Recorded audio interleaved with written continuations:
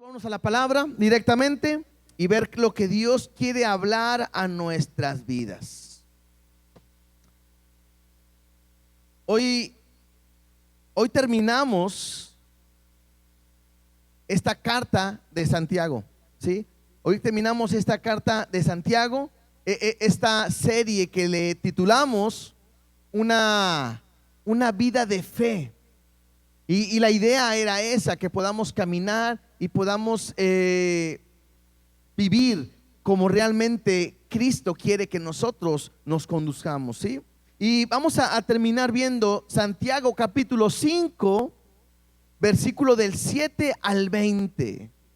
Y no sé para cuántos el libro de Santiago o en esta carta de Santiago ha sido una bendición. Para mí sí, impresionante. Cada semana llama la atención, llamando la atención. Tocó temas importantísimos en cuanto a la lengua, en cuanto a la actitud. Todo está en el corazón. Y eso es lo que hemos estado viendo, porque si hay algo que Santiago quiere hacernos ver, es que vivamos como cristianos. Que no debemos decir que somos cristianos y nuestra conducta y nuestra forma de ser diga todo lo contrario.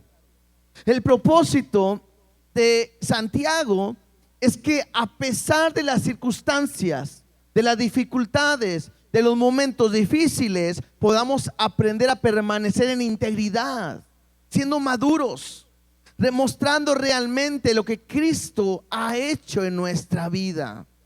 Y lo vimos desde el capítulo 1, donde las dificultades que enfrentamos son una oportunidad o incluso son un regalo de parte de Dios para poder ser sabios.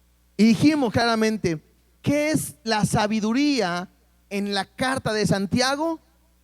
La sabiduría no es tener conocimiento.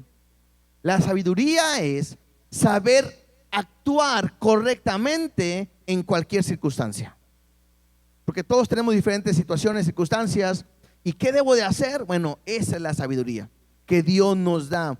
Y eso lo aprendemos cuando Dios nos pasa por momentos difíciles, situaciones difíciles. Y nuestra vida tiene que ser diferente. Dentro de lo que es la integridad, bueno, vimos cosas que Santiago nos exhortaba, como el no hacer acepción de personas. No podemos tratar mejor a una persona que a otra. Todos somos iguales.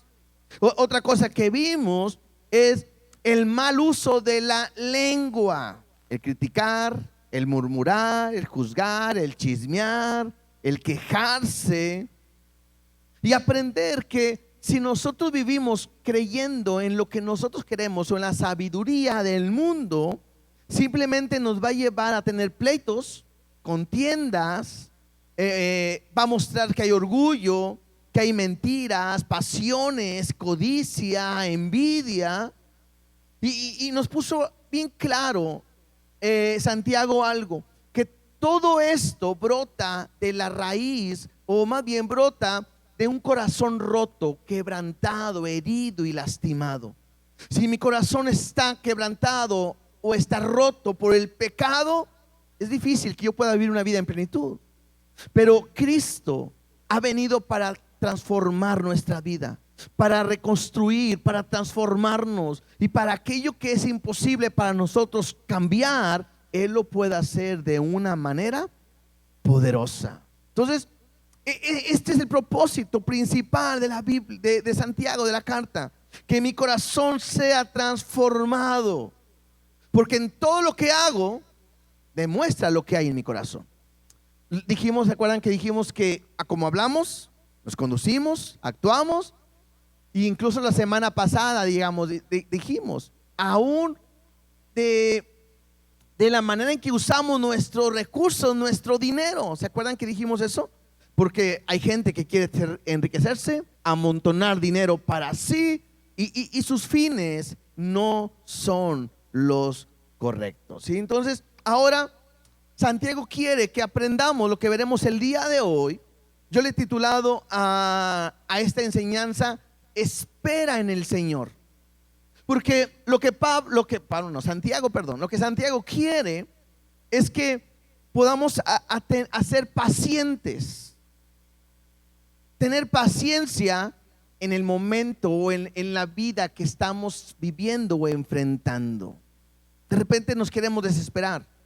Hay situaciones, dificultades que a veces nos hace pensar el por qué y por qué me pasa a mí y cómo Dios me puede ayudar. No sé, hay diferentes situaciones. Pero lo que Dios quiere a través de su palabra con Santiago es que aprendamos a ser pacientes, esperar y confiar completamente en Él. ¿Por qué no oramos?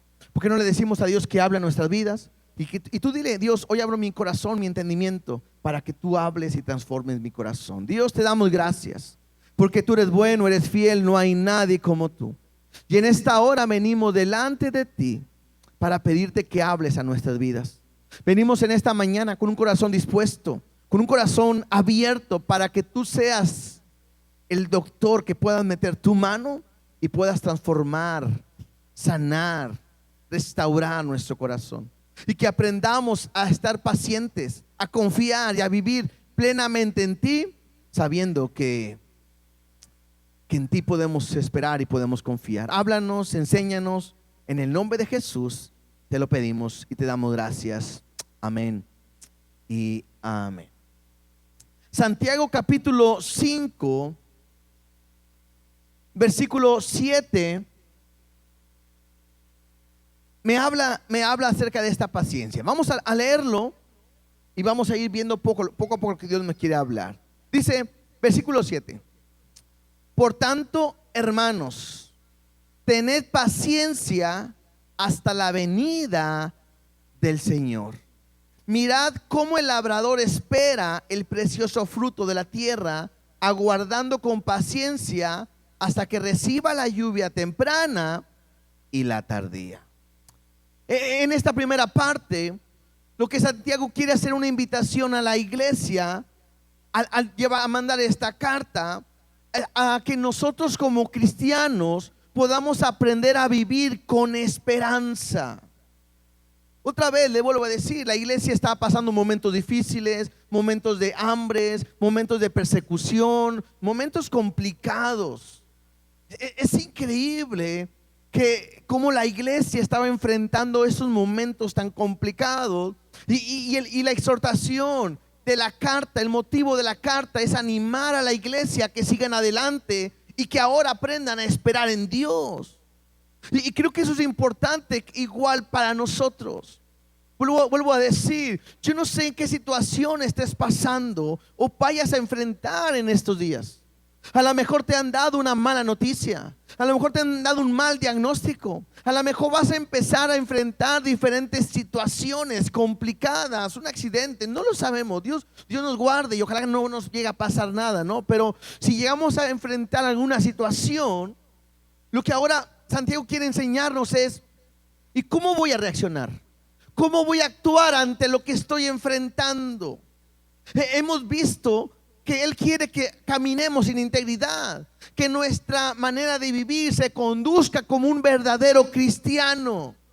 Y entonces Él pone como que un punto en el cual debemos de esperar o tener confianza. Y el punto dice: hasta la venida del Señor. Y me hace entender dos cosas. Número uno, tengo que ser paciente. ¿Cuánto tiempo? Pues hasta la venida del Señor. Y número dos, tengo que entender que la venida del Señor es la única que va a transformar nuestra vida. Y yo tengo que estar paciente esperando que eso venga. Ahora, hay una gran noticia para nosotros el día de hoy, porque creo que la venida del Señor está mucho más cerca ahora que cuando se escribió. ¿No es cierto? Es increíble, estamos ahorita escuchando, o a lo mejor no hay tantas noticias del conflicto que está teniendo Jerusalén, cómo está siendo atacado, cómo hay algo que está pasando y que no se ha dicho completamente o abiertamente, o no está mostrando las noticias lo que está pasando. Pero bueno, todo esto, lo de las guerras, lo de los señales, ya Dios lo había comentado, lo había dicho antes a través de su palabra. Y simplemente me hace entender algo: la venida del Señor Jesucristo cada vez está más cerca. ¿Qué tengo que hacer yo? Tengo que aprender a caminar. Tengo que aprender a vivir, a seguir adelante y ser paciente. Yo no sé por qué pasamos por lo que estamos enfrentando, pero sí sé que Dios tiene un propósito en cada uno de nosotros. Y Santiago nos pone un ejemplo. Dice ahí en el versículo 7: mirad cómo el labrador espera el precioso fruto de la tierra, aguardando con paciencia hasta que reciba la lluvia temprana y la lluvia tardía. Entonces me hace entender algo. Así como un labrador no se rinde ante la espera al momento que cosecha, sino que está esperando en el momento que va saliendo. Bueno, de la misma manera nosotros tenemos que seguir adelante, trabajando y ejerciendo la paciencia, aun cuando el día del Señor pareciera que aún no viene. O sea, yo no puedo desanimarme. El propósito de esto es: no te desanimes. El propósito de esto es: avanza, sigue adelante. El problema es que cuando tengo momentos difíciles, lo más fácil que de repente hemos hecho es tirar la toalla. De repente uno le pregunta a la gente: ¿por qué dejaste de ir a la iglesia? Ay, es que tengo problemas.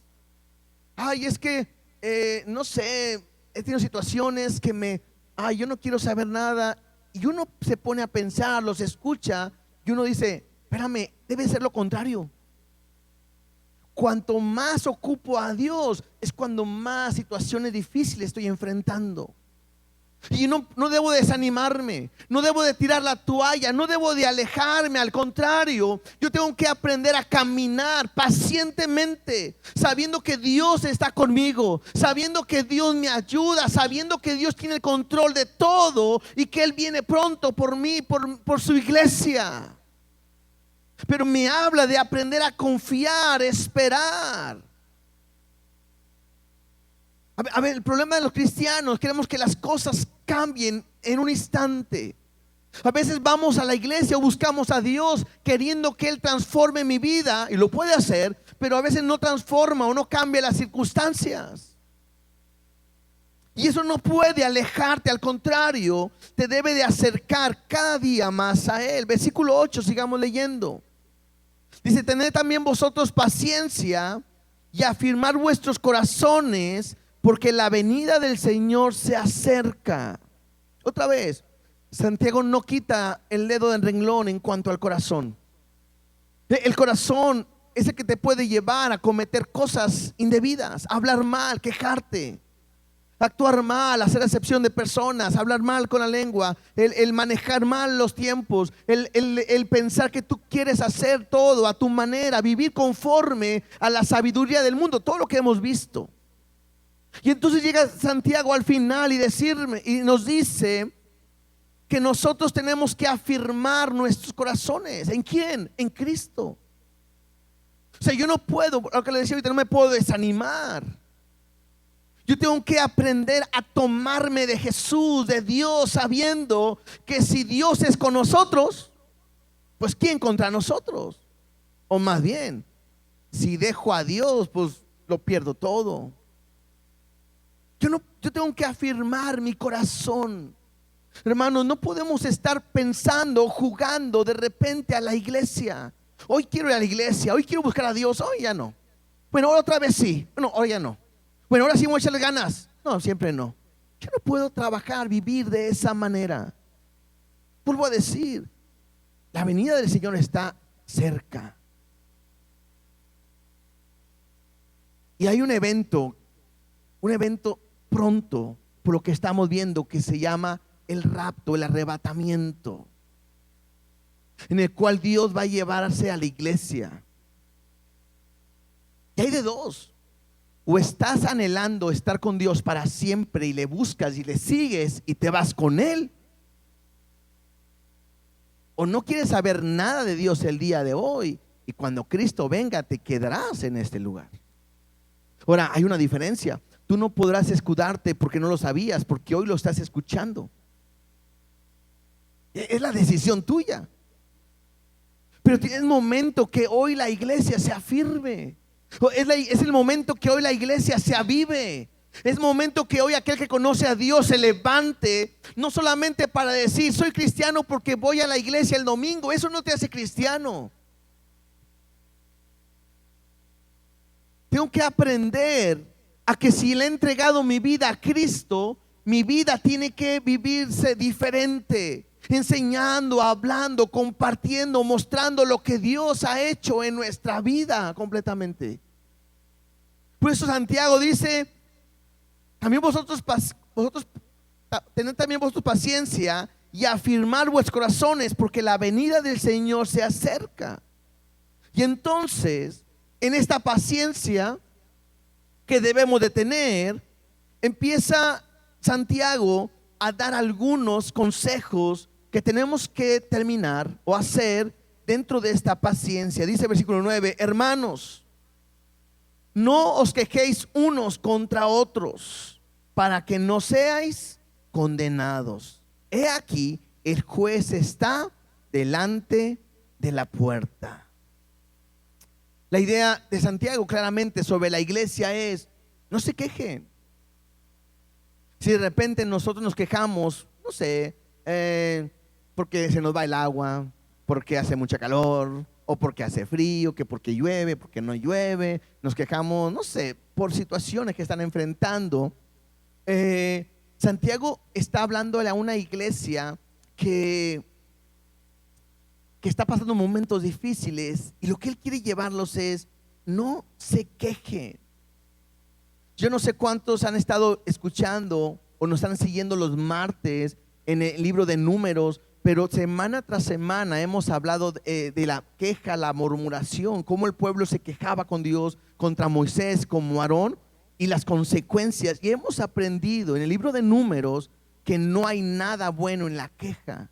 Cuando el pueblo se quejaba o se levantaba contra Dios, Dios traía un juicio sobre esa gente que se levantaba contra el liderazgo, o el liderazgo se levantaba. Tanto así que algunos llegaron a morir por esa rebeldía que hubo en su corazón. Entonces yo quiero que podamos entender, Dios no ha cambiado. Escuchaba una enseñanza esta semana pasada acerca de Dios y su gracia, y que algunos llegan a decir: bueno, es que el Dios del Antiguo Testamento era más duro que el Dios del Nuevo Testamento. Y eso es una mentira, porque la Biblia me dice que Dios es el mismo ayer, hoy y siempre. El mismo Dios que no quiere que se quejen y se levanten, murmuren contra la autoridad, contra Dios, es el mismo Dios que tenemos el día de hoy. Y el consejo está aquí: no se quejen unos contra otros, para que no seáis condenados, para que no haya una consecuencia, para que no sean disciplinados o tratados, porque dice: he aquí, el juez está delante de la puerta. O sea, Dios está aquí, Dios está al tanto, Dios sabe lo que hay en tu corazón, Dios sabe cuando te quejas o cuando estás contento, Dios lo sabe todo. Y otra vez, recuerden, Dios quiere, o Santiago quiere que pueda haber una integridad, una madurez en nosotros, y la mejor manera, ¿sí?, es aprender a estar contento con lo que Dios quiere. Y nos pone unos ejemplos. Versículo 10 dice: hermanos míos, tomad como ejemplo de aflicción y de paciencia a los profetas que hablaron en el nombre del Señor. Y aquí me pone un primer ejemplo. ¿De quiénes? De los profetas. Y creo que podemos quizás compararnos, o podemos verlo por aquellos que de repente pareciera que estamos cansados por lo que estamos enfrentando. Es que tengo esta enfermedad y yo no sé por qué, pues, por qué Dios me la dio, ¿no? Porque ahora me dijeron que tengo diabetes y no se me quita. O hoy tengo presión, no se me quita. Hoy tengo problemas cardíacos. O de repente cuando escuchamos, tristemente, cuando alguien tiene cáncer, y que sabemos lo que significa y lo que se viene para esa persona. Y que los que hemos estado cerca de alguien, sabemos que es algo tan difícil, tan doloroso, y que a veces nos preguntamos, pero ¿por qué Dios? Y a veces, bueno, a veces no, y nunca tendremos una respuesta. Y entonces lo que Santiago quiere es que en nosotros no haya esa queja, sino al contrario, pueda haber paciencia, esperar y confiar en Dios. Y me pone a los profetas. Mire tantito, vamos a tantito a Hebreos 11:36. Hebreos capítulo 11 es ese capítulo de los héroes de la fe. ¿Se acuerdan? Que aquellos hombres y mujeres que caminaron por fe, creyendo a Dios, que obedecieron, que aunque no veían lo que estaba enfrente, ellos fueron fieles. Y escuchamos de Abraham, de Moisés, de todos, pero hay muchos de que no se habló. Y nada más voy a leer del 36, perdón, al 38, sobre algunas cosas que estos hombres de Dios experimentaron. Y probablemente no se compara con lo que estamos enfrentando el día de hoy nosotros. Dice, otros, hablando de esos hombres de Dios, experimentaron vituperios y azotes, y a más de esto, prisiones y cárceles. Hasta aquí creo que todavía puede pasar, pero mira lo que sigue. Fueron apedreados. Y no es como que ibas ahí, te traen una piedra y te pegó. No, estos los ponían en medio y todos lo apedreaban. ¿Sí? Aserrados. Lo metieron a Isaías en medio de un tronco y lo partieron. Eso es lo que sufre un hombre de Dios. Bueno, ahí sufrieron, no todos vamos a pasar por ahí. Puestos a prueba, muertos a filo de espada, o sea, los mataron por ser profetas. Anduvieron de acá para allá cubiertos de pieles de oveja, de cabras, pobres, angustiados, maltratados. Y me dice, de los cuales el mundo no era digno, errando por los desiertos, o sea, caminando por desiertos, por los montes, por las cuevas y por las cavernas de la tierra. Entonces, simplemente quiero que puedas ver que no porque alguien de repente esté pasando por momentos difíciles o situaciones difíciles, porque a veces es más fácil decir, es que andas en pecado. No, muchas veces Dios quiere manifestar su gloria y su poder en medio de esa situación. No más que nosotros nos han enseñado y hemos pensado que el venir a Cristo es que se te va a quitar toda enfermedad, todo problema, todo conflicto y toda necesidad. Y eso es una mentira. Porque Jesús le dijo a sus discípulos, en el mundo tendréis aflicciones, pero tranquilos, yo he vencido al mundo. La manera de vivir es creyendo y confiando en Él, esperando en Él. Mira lo que dice Jesús en Mateo capítulo 5, versículo del 10 al 12. Hablando Jesús en relación a esto, al sufrimiento. Ahora, no quiero asustarlo, decir, no, entonces no quiero ser cristiano. No. Creo que hoy vivimos en tiempos donde gracias a Dios no pasamos por estos momentos. Pero nuestra vida tiene que aprender a confiar en Dios a pesar de lo que estamos enfrentando. Mateo 5, 10 al 12 dice, bienaventurados los que padecen persecución a causa de la justicia, porque de ellos es el reino de los cielos. Bienaventurados sois cuando por mi causa os vituperen y os persigan y digan toda clase de mal contra vosotros, mintiendo. Y luego aquí viene el secreto. Gozaos y alegraos, porque vuestro galardón es grande en los cielos, porque así persiguieron a los profetas que fueron antes de vosotros. ¿Dónde está el secreto, la motivación de tener paciencia y seguir adelante? Dice Jesús, tienen que gozarse y alegrarse porque hay una recompensa. Vuestro galardón es grande. Hermanos, tengo que entender y aprender que lo que estoy enfrentando, estoy pasando, lo que voy a pasar, no se compara con lo que Dios tiene preparado para nosotros. No puedes tirar la toalla, tienes que seguir adelante, tienes que continuar sabiendo que Dios tiene algo especial para ti. Y claro, a lo mejor no te lo va a dar en este tiempo, en este momento, lo que tú quieres, pero a su tiempo Dios te va a dar lo que Él tiene especial para ti.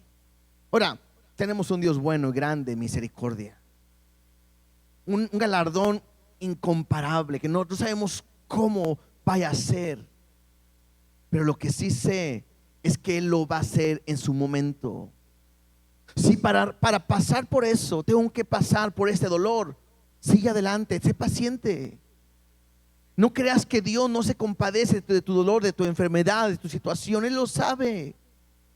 ¿Por qué Él te permite? No lo sé, pero ahí, aún en medio de ese dolor, Él se quiere gloriar. En medio de esa enfermedad, Él se quiere gloriar. En medio de esa situación que no puedes más, que a lo mejor has llorado y estás desesperado, aún ahí Dios se quiere gloriar. Pero tienes que aprender a poner tu confianza y a esperar completamente en Él. Entonces, el ejemplo que pone Santiago es, y Jesús también nos lo dijo, aún los profetas sufrieron y ellos continuaron. Versículo 11, ahí en Santiago 5:11. Dice: he aquí, tenemos por bienaventurados a los que sufren. ¿Habéis oído de la paciencia de Job? ¿Ya habéis visto el fin del Señor? Que el Señor es muy misericordioso y compasivo. Ahora, el siguiente ejemplo es Job. La Biblia, la palabra me enseña quién era Job. Si tú vas al libro de Job, empieza a explicarte y a decirte que Job era un hombre temeroso de Dios, apartado del mal, ejemplo. No había nadie como él. Ahora, esto es importante porque no lo describe una persona, sino Dios mismo se expresa de Job de esa manera. Y en un momento viene Satanás a rendirle cuentas a Dios, y Dios es el que le dice a Satanás: oye, ¿y no has visto a mi siervo Job? Que no hay otro como él. Y Satanás le dice: sí, pero no le puedo tocar ni hacer nada porque lo tienes tú protegido, resguardado. Y entonces Dios le dice: órale, tócale. Y Dios le permite que Satanás toque a Job. Y lo pierde todo: su familia, sus pertenencias. Dice que todavía no terminaban de darle una mala noticia cuando llegaba la otra mala noticia. Y no terminaban cuando llegaba la otra. Y en un momento de tener tantas cosas, Job, ser bendecido, en un momento lo pierde todo. Y Dios lo tiene en esa condición. Tanto así, Job 1:20 al 22. Voy a leerlo. Job capítulo 1 del 20 al 22. Mira lo que Job dice: entonces Job se levantó y rasgó su manto, rasuró su cabeza y se postró en la tierra y adoró. O sea, este era un simbolismo y una señal de dolor, de sufrimiento, al saber que sus hijos han muerto, que le han quitado todo, que se ha quemado todo, ha quedado sin nada. Tanto así que su cuerpo está enfermo. Sus amigos vinieron a verlo y se quedaron así asustados al verlo, no pudieron hacer nada. Dice: y dijo: desnudo salí del vientre de mi madre, y desnudo volveré allá. Jehová dio y Jehová quitó, sea el nombre de Jehová bendito. Y en todo esto no pecó Job, ni atribuyó a Dios despropósito alguno. El ejemplo de Santiago es Job. O sea, yo otra vez no sé qué estás enfrentando, qué estás pasando, pero la actitud que debo de aprender es como la de Job. Mi vida está en las manos de Dios. Mi familia está en Dios. Si Dios me lo ha dado, gloria a Dios. Y si Dios me lo quita, pues también es gloria a Dios. Salí del vientre de mi madre, salí sin nada. ¿Y cómo voy a regresar? De la misma manera. A veces tenemos miedo a perderlo todo. Pero tengo que entender algo, que en todo esto me dice la palabra, Job no pecó. Y número 2, sabía que había un propósito de Dios en la vida de Job. De la misma manera, lo que estás enfrentando, lo que vas a pasar, todo está en el propósito, en la voluntad de Dios. Claro que sí, tiene cuidado. Ahora, la historia no queda ahí, porque en Santiago, regresamos a Santiago, versículo 11, dice al final: ¿ya habéis visto el final, el fin del Señor? Que el Señor es muy misericordioso y compasivo. Lo que se refiere es, y podrás ver cómo Job sufrió, pero al final cómo Dios lo bendijo al doble. ¿Por qué? Porque lo que Dios quería es que Job tuviera un encuentro especial con él. Por eso Job llega a decir: de oídas te había oído, mas ahora mis ojos te ven y me arrepiento. Cuando Dios te mete por un proceso, es porque quiere llevarte a una intimidad con Él. Venlo de esa manera. Porque es cuando más busco a Dios, es cuando más oro, cuando más me meto, cuando más le sirvo, cuando más quiero estar con Él. Dios tiene un propósito en cada uno de nosotros. Y es increíble cómo Dios fue tan misericordioso y compasivo con Job. Y veámoslo. Dios utilizó al mismo Satanás para cumplir su propósito. ¿Sí entendemos ese punto? Ahora, no me voy a meter ahí, pero Satanás no vino y quiso atacar a Job porque él quiso. No, me llama la atención que en el libro de Job es Dios el que le dice a Satanás: oye, ¿y cómo andas? Pues ando ahí rondeando la tierra y queriendo acabar con algunos, ¿verdad? Y le dice: ¿y Job no? No, con él no puedo. Ve con él. O sea, no es el diablo el que quiere atacar a Job, sino que es Dios que lo permite porque hay un propósito en su vida. ¿Qué quiere decir esto? Cada uno de nosotros estamos en el hueco de la mano de Dios. Y si Dios permite que algo toque mi vida, es porque hay un propósito para nosotros. A ninguno nos gusta, ¿no? Si yo le dije: levante la mano, ¿quién quieren que hoy yo ore para que Satanás toque sus vidas? No creo que van a decir: yo, hermano, 2 veces. Pues no. Queremos lo contrario, que líbranos del mal y amén, ¿no? Pero Dios lo va a hacer en su momento preciso, cuando Él quiere, como Él quiere, cuando quiere hacer un propósito en tu vida. Por eso Santiago dice: tengan paciencia, no se quejen, no se desanimen, no tiren la toalla, no vuelvan atrás, continúen sabiendo que Dios tiene todo el control. Y entonces, 3 cosas que veremos ahora ahí en Santiago que me ayudan a ser pacientes. Versículo 12. La primera: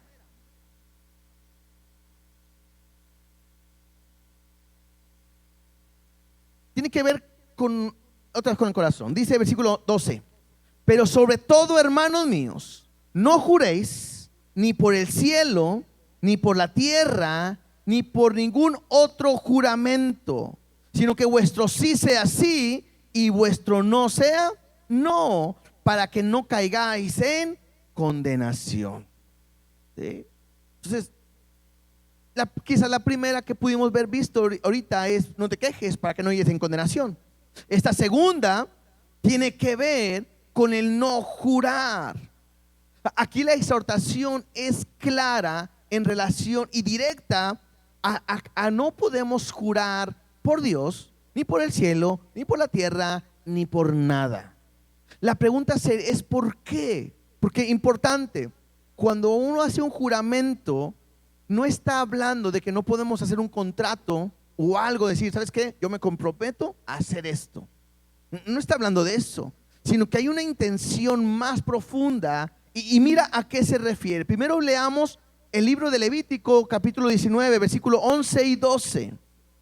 Levítico 19, 11 y 12.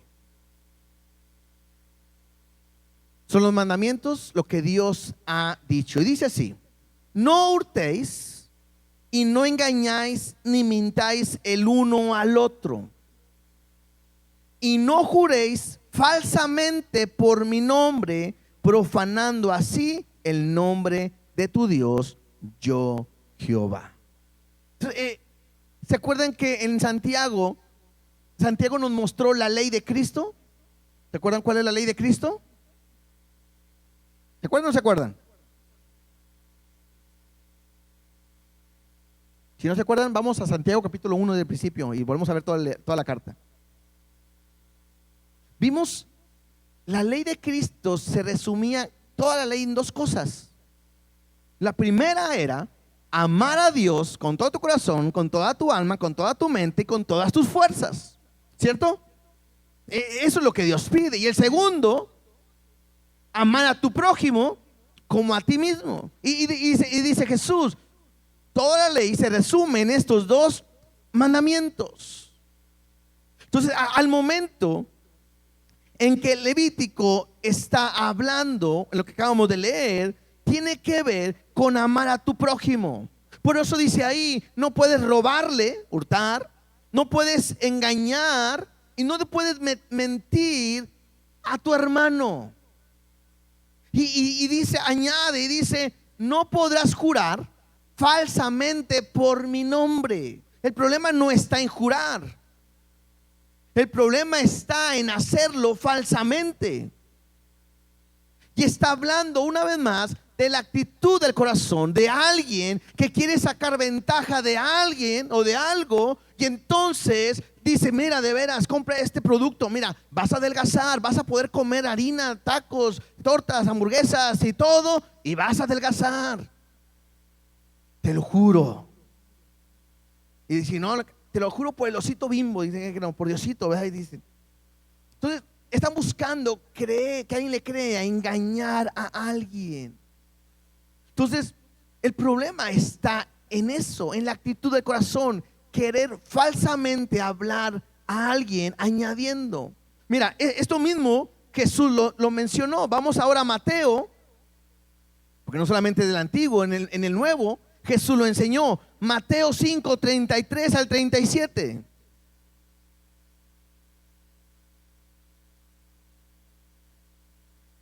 Dice así: además habéis oído que fue dicho a los antiguos. Es Jesús en el Sermón del Monte hablando y diciendo, ustedes escucharon a los antiguos en la ley, a los pueblos, no perjurarás, sino cumplirás al Señor tus juramentos.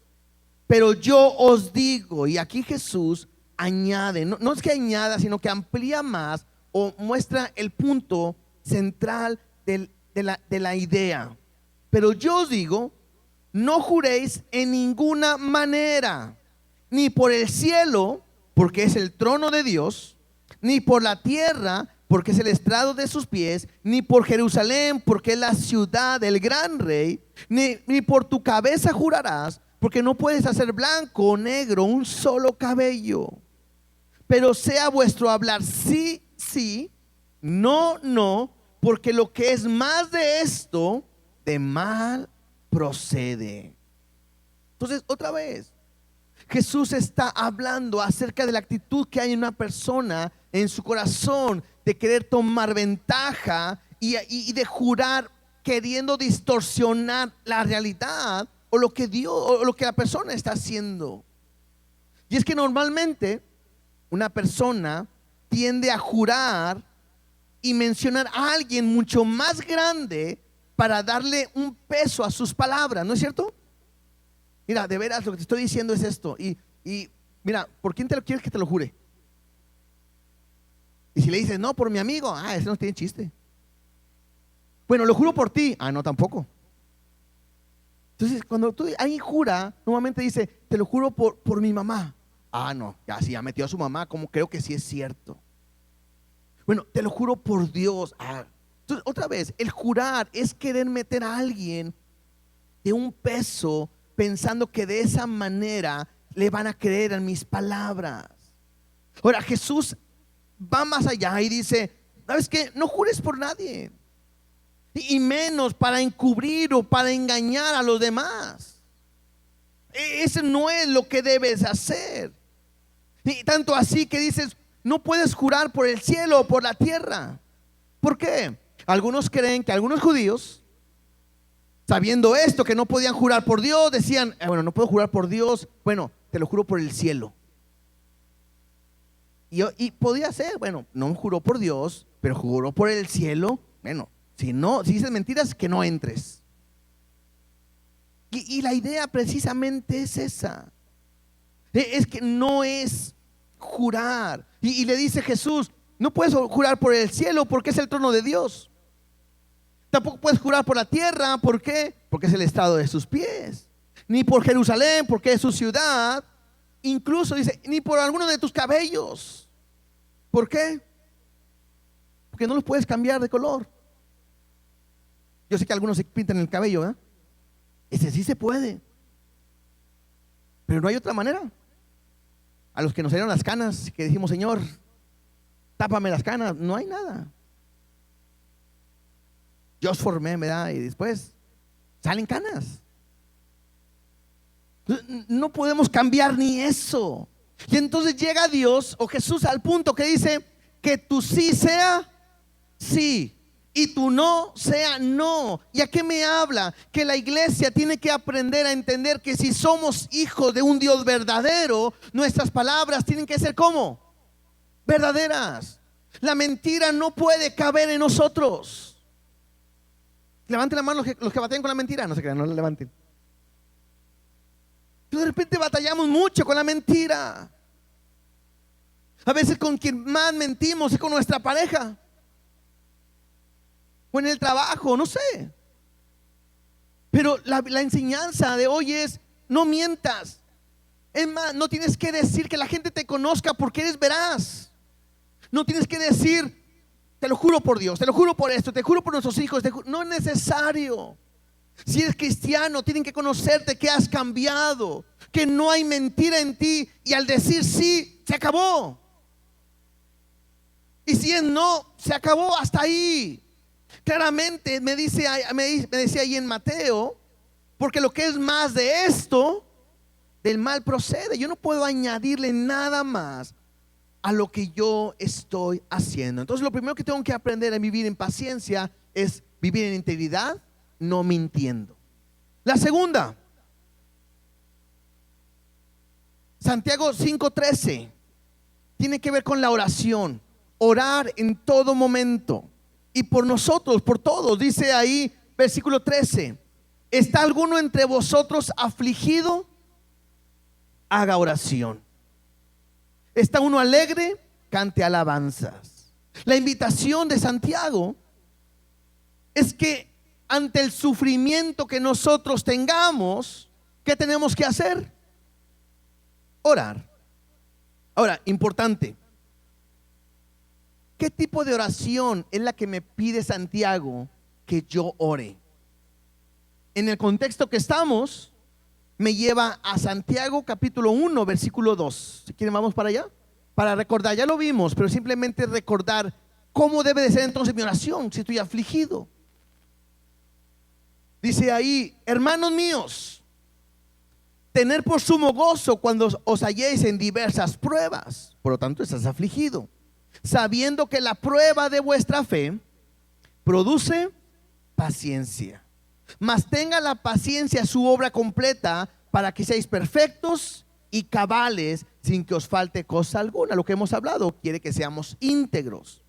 Versículo 5: si alguno de vosotros tiene falta de sabiduría, ¿recuerdan qué era sabiduría? Actuar correctamente en cualquier situación. Si alguno tiene falta de sabiduría, pídala a Dios, ore, el cual da a todos abundante y sin reproche, y le será dada. Lo que Santiago está diciendo: ¿estás afligido? ¿Estás angustiado? ¿Estás desesperado y no puedes más? No es mal que ores y le digas: Dios, sáname, quítame este problema.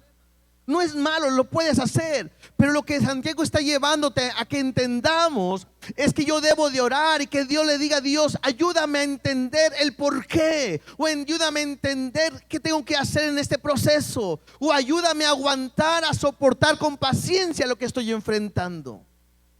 A ser sabio.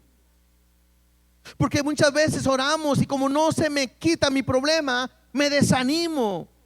Y Dios no quiere precisamente eso. Quiere que entiendas que lo que tienes que aprender es sabiduría. La instrucción es orar. Está uno afligido entre nosotros, ore. Y que le pidas a Dios sabiduría. ¿Por qué? Porque el buscar a Dios Orar a Dios en medio de un sufrimiento transforma nuestra vida y nos ayuda a confiar en Dios. Algunos de ustedes, yo creo que todos, han pasado por un momento difícil, han orado a Dios, Dios ha respondido y les ha ayudado a tener confianza en Él. Creo que sí, todos. Entonces, esa prueba, esa sabiduría me ha ayudado a tener confianza en Él. Y cada prueba va a llevarme a ese punto. Escuché algo que me gustó mucho y quiero leerlo. Cuando sufrimos, no solo es una oportunidad para ver a Dios caminando con nosotros en el sufrimiento. Esa es una ventaja, que en el sufrimiento puedo ver que Dios no me deja solo, sino que Él está conmigo. Y en mi caminar en el sufrimiento, Dios va a mi lado. Y esa es una bendición. No solamente es para eso, sino también es una oportunidad de nosotros para caminar en el sufrimiento que Jesucristo experimentó. A veces no queremos sufrir. ¿Sabes qué era algo que motivaba a la iglesia primitiva? Que cuando ellos pasaban por momentos difíciles, ellos decían: nos parecemos más a Cristo, somos más como Él, porque Él padeció, permaneció firme y fue obediente y muerte, hasta la muerte y muerte de cruz. Y de la misma manera yo estoy permaneciendo firme en este momento tan difícil. Entonces no solamente es ver la mano de Dios en mi vida, sino cada día caminar pareciéndome más a Él. Y otra vez, aunque a esto no a todos le pudiera gustar. Y también me dice: ¿está alguno alegre? ¿Qué dice ahí? Cante, ¿qué? ¿Sí? No vayan a cantar sigo siendo el rey y todo eso, ¿verdad? No, si yo estoy alegre, tengo que cantar alabanza. Y me ayuda a entender algo. En medio de la aflicción debo de aprender a cantar, alabar y adorar a Dios. Ahorita que leíamos a Job, cuando lo perdió todo, al final decía: y se postró y adoró. Y no es fácil cantar en un momento de dolor.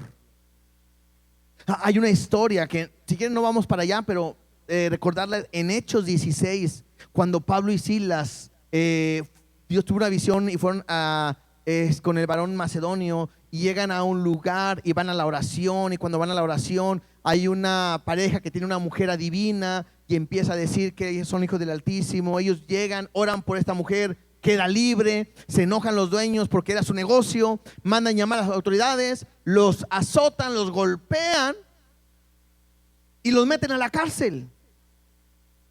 Y estando en la cárcel,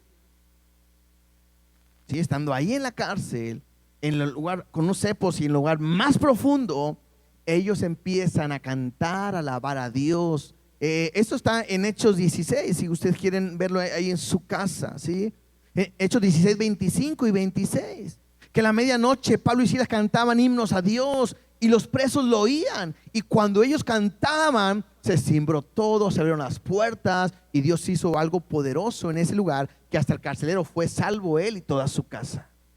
Pero me ayuda a entender algo: la alabanza, la adoración en medio de la prueba es una victoria que podemos mostrar hacia Dios, ¿sí? Versículo 14, regresemos ahí a Santiago. Entonces, ¿la idea cuál es? Alabar, adorar y orar a Dios continuamente. Versículo 14 y 15. ¿Está alguno enfermo entre vosotros? Llame a los ancianos de la iglesia y oren por él, ungiéndole con aceite en el nombre del Señor. Y la oración de fe salvará al enfermo y el Señor lo levantará. Y si hubiere cometido pecados, le serán perdonados. Importantísimo. Aquí está hablando, según el contexto que estamos viendo, es de una persona que tiene una enfermedad física. Y lo que está haciendo es invitando a la iglesia a orar unos por otros, al liderazgo. Cuando habla de ancianos, se puede referir a los pastores, al liderazgo, a la gente que está enfrente enseñando o llevando a la iglesia. Y los lleva a orar por ellos para que estén orando por los enfermos. Entonces, realmente, o más bien, hace referencia a una persona espiritualmente madura que puede visitar a una persona que está enferma para animarla, para ayudarla a que siga adelante. ¿Sí? Aprendamos algo. No siempre que se oraban por las personas sanaban. ¿Es cierto o no? Porque de repente hay una mala idea que si oro se tienen que sanar ya. ¿Puede que Dios lo haga? Sí. Pero todo gira en relación a ¿qué? A la voluntad de Dios. Es que a lo mejor estoy en pecado y pues no siempre es así. Hay hombres en la Biblia claramente que estuvieron enfermos. Uno de ellos es Pablo. Pablo estuvo enfermo y rogó a Dios que le quitara su enfermedad. ¿Y qué le dijo Dios? No te lo voy a quitar. Le pregunta, ¿le faltaba fe a Pablo? No. ¿Andaba en pecado Pablo? No. ¿Por qué no se lo quitó? Porque Dios no quiso. Hay otro hombre que estaba enfermo, que es Timoteo. Y llega de repente Pablo a decirle a Timoteo, ¿sabes qué? Ya no tomes agua, mejor toma vino. No vayan a pensar que ahora sí Dios me acaba de hablar, ¿verdad? Ya sé cómo me voy a sanar, tampoco. Sino que en aquel tiempo el agua pues no estaba purificada como ahora y podía caerle mal a alguien. Y aquel tiempo el vino era algo normal. Y tomar vino, como cuando hoy te dicen andas mal de estómago, tómate una coca con limón, ¿verdad? ¿Por qué? Pues quién sabe, pero se la toman y se sanan, no sé por qué, ¿no? Pero es entender que eran hombres de Dios y estaban enfermos. Entonces no siempre que se ora por alguien va a quedar sano. Hay veces que sí. ¿De qué depende? De Dios. Entonces ya no oramos. Sí, vamos a orar porque puede ser que te saque la lotería, ¿no? Puede ser que sea el momento en que Dios quiere usar a alguien y Dios te pueda sanar. Pero entendiendo algo, si sano o no sano, mi vida depende de Dios. Y no quiero desanimar a nadie, al contrario, es que puedan tener confianza y paciencia, motivarlos a seguir adelante. Que no puedas decir, uy, pues por eso venía a la iglesia para que Dios me sanara. ¿Qué tal si Dios no te quiere sanar? Lo importante no es este cuerpo, lo importante es lo que Dios te quiere dar como un galardón después de este cuerpo. Lo que sí te puedo asegurar que después de este cuerpo Dios te va a dar un cuerpo glorificado donde no habrá más llanto, ni más tristeza, ni más dolor. No tendrás enfermedad, no se acabará. Entonces es importante que podamos entender algo, que la oración es importantísimo. Y lo dice ahí, oren por él, ungiéndolo con aceite en el nombre del Señor. El aceite no es un elemento que de repente como iglesia se ha tenido como algo mágico, místico, o espiritual o poderoso. Porque ahora ya se venden botecitos de aceite de oliva con semillitas de mostaza, traído de Jerusalén y orado por el hermano César. Y las botellas vamos a empezar a vender. Y hay gente que la compra, no normal, es que ese aceite está ungido. Hermano, ¿puedo comprar una botellita de aceite y llevarlo para que oren por él y lo consagren? Hermano, así no es. Entonces, ¿por qué ahí dice con aceite? Bueno, hay muchas razones que algunos piensan. Una de ellas puede ser que porque en su momento era algo medicinal. Y como referencia de esto, cuando se acuerdan la historia del buen samaritano, había un hombre que estaba tirado y pasó un levita, un sacerdote y nada. Después llega un samaritano y él lo toma. Y si ustedes lo quieren ver en Lucas 10, 34,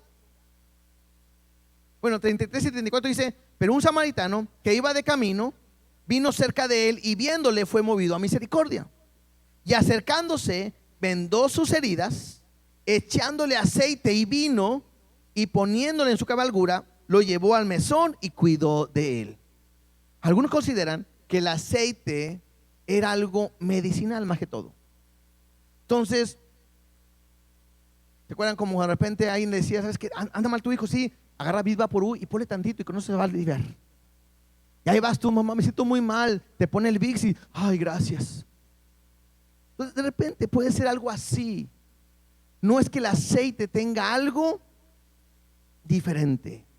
No podemos caer nosotros en que es que agarré el aceite y lo toqué y sentí. No, lee la Biblia y te vas a dar cuenta que ese no era el propósito del aceite. Representa el Espíritu Santo, pero tiene otra función, ¿sí? Y te das cuenta, Santiago no pone énfasis en el aceite, sino pone énfasis en ¿qué? En la oración. Lo que va a sanar es la oración. Por eso dice el versículo 15. Y la oración de fe, ahí dice salvará, pero se puede traducir como sanará al enfermo. Y el Señor lo levantará. ¿Por qué? Pues porque estaba enfermo. Y si hubiere cometido pecado, le serán perdonados. Y hace simplemente referencia a que el pastor o líder que va, le comparte, le enseña, ora por él, puede ser sanado. Dios lo puede levantar, le comparte la palabra y puede ser que eso lo lleve a perdón de pecados. ¿Por qué? Porque hay veces que la enfermedad puede ser por un pecado, pero no siempre. La manera más fácil de verlo es como cuando hay un pecado cuando hay enfermedades de transmisiones sexuales. ¿Por qué fue? Pues por un pecado. ¿Por qué se enfermó? Pues consecuencia de su pecado. ¿Lo puede sanar Dios? Sí o no. Pero no siempre una enfermedad tiene que ver con eso. Entonces, todo ese texto está invitando a la gente a orar unos por otros, sabiendo que Dios va a hacer la obra y tener paciencia hasta que Él vuelva y establezca su reino y tenga todo en paz. Versículo 16. Versículo 16 de Santiago 5:16 dice: confesad vuestras ofensas unos a otros y orad unos por otros para que seáis sanados. Aquí pueden ser perdonados. Y la oración eficaz del justo puede mucho. Y esto también es importante. Cuando habla de la oración del justo puede mucho en relación a lo que estamos hablando en el contexto, simplemente me hace entender esto. ¿Les ha pasado que han estado en un momento difícil, de dolor, de angustia, que a veces no pueden más? Y a lo mejor estás aquí en la iglesia o en cualquier otro lugar y de repente alguien te habla o alguien llega y simplemente te pone las manos en tu espalda o ahí y empieza a orar por ti. ¿Y cómo te sientes cuando alguien ora por ti en ese momento tan difícil, tan complicado? Dicen, es como un bálsamo, ¿no? Dices, ay, gracias, ocupaba esa oración. A eso se refiere.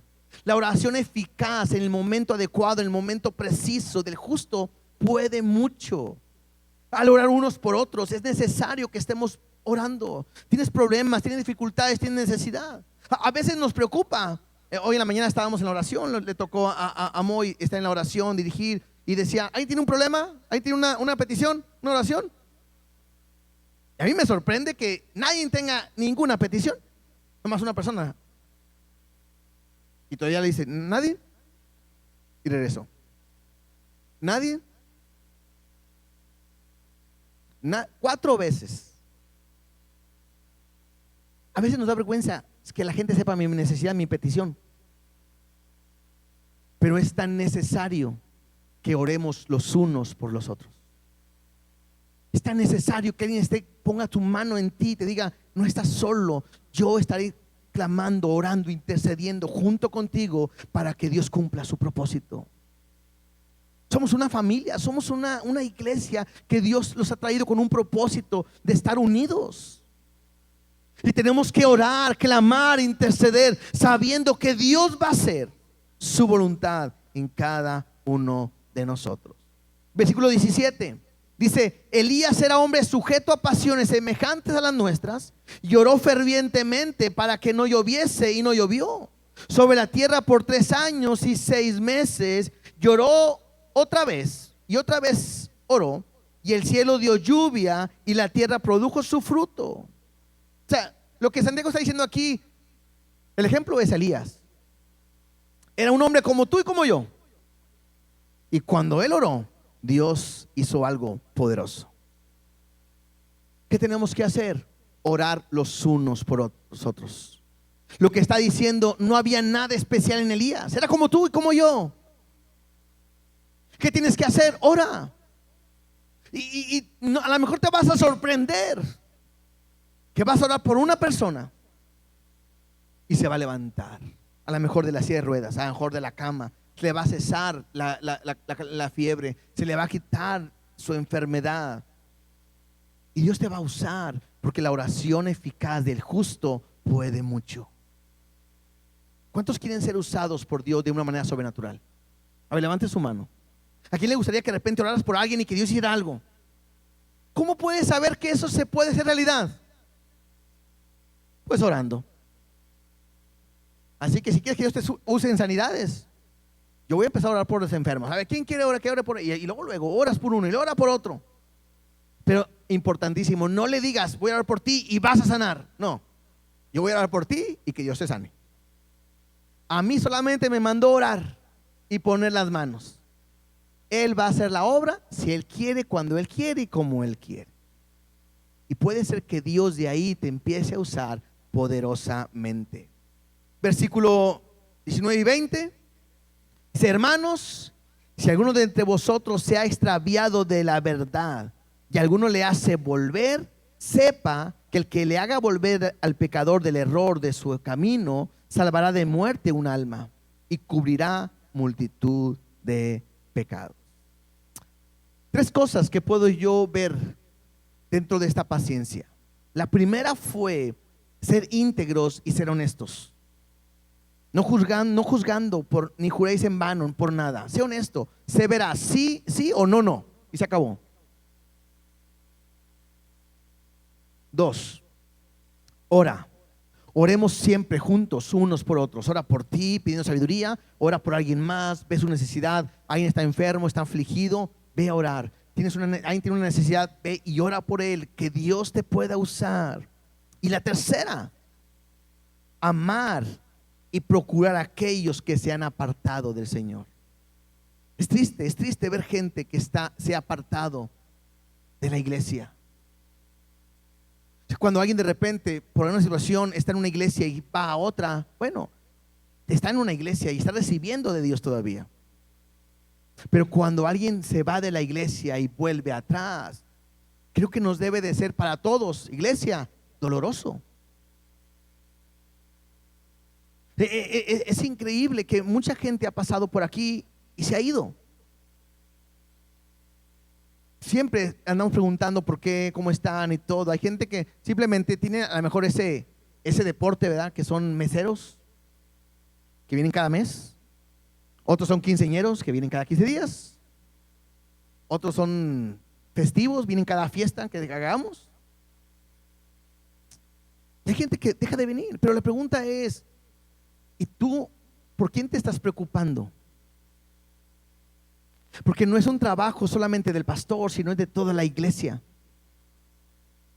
Y lo que está diciendo Santiago, porque es una carta a la iglesia, es: tienes que ver a aquellos que se han desanimado, se han apartado, se han extraviado de la verdad. Está hablando de aquellos, increíble. Hoy hay un movimiento fuerte, bueno, ya siempre ha habido, pero de repente sentí yo que hubo otra vez un auge, que de repente muchos cristianos los quieren hacer judíos o judaizar. Muchos cristianos de repente los quieren llevar a otras ideas, otra religión, otras enseñanzas. Y todo eso porque no han aprendido a leer la palabra de Dios. La pregunta es: ¿a quién te ha puesto Dios a tu lado? Que conocías, platicabas, convivías y que hoy quizás no está en la iglesia.